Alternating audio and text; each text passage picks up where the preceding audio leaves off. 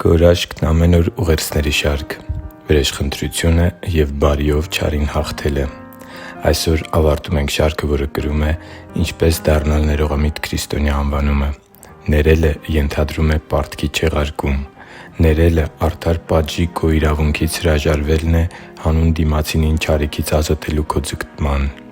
Ներման հիմքում սերն է, որն Աստծուն խնդրում է, որպեսզի տվյալ մարդը քո հանդեպ գործած իր հանցանքի հատուցումը չստանա,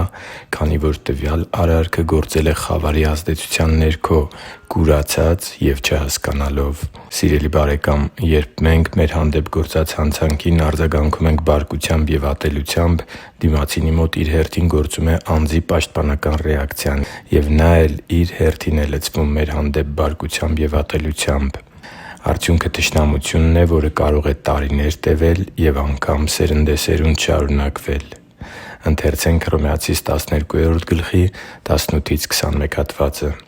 «Եթե հնարավոր է, որքանով ձեզնից է կախված, բոլոր մարդկանց հետ խաղաղությամբ մնացեք։ Ինքներդ վրեժխնդիր մի եղեք, սիրելիներ, այլ Աստծու բարկությանը տեղ տվեք, որովհետև գրված է. «Իմն է վրեժխնդրությունը, ես էլ կհատուցեմ», ասում է Տերը։ Բայց եթե քո թշնամին քաղցած է, հաց տուր նրան, իսկ եթե ծարավ է, ջուր տուր նրան, որովհետև այս անելով նրա գլխի վրա կրակե կայծեր կկուտակես։ Չարից մի՛ պարտվիր, այլ բարիով հաղթի՛ր չարին» (Հռոմեացիս 10:2-3)։ Երբ Աստված է Իր վրա վերցնում մեզ ցավեցրած մարդկանց հանդեպ վրեժխնդրությունը, Նա այնպես է խրատում ու պատժում, որ տվյալ մարդը ոչ թե թշնամանում է Աստծու հանդեպ, այլ հասկանում իր գործած սխալը և քայլեր կատարում դեպի զղջում և ապաշխարություն։ Այո՛, թեև Աստծու խրատը կարող է տրտմություն առաջացնել, սակայն այն օգտակար է մարդու համար, իսկ մեր վրեժխնդրությունը միայն խորացնում է թշնամանքը։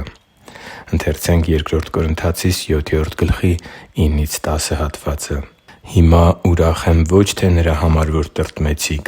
այլ որովհետև տրտմեցիք ապաշխարության համար, որովհետև դուք ըստ Աստծու ուզածի տրտմեցիք, որպեսզի մեզնից ոչնչով վնաս չկրեք։ Որովհետև ըստ Աստծու ուզածի տրտմությունը ապաշխարություն է առաջ բերում փրկության համար, որի համար զղջալ պետք չէ,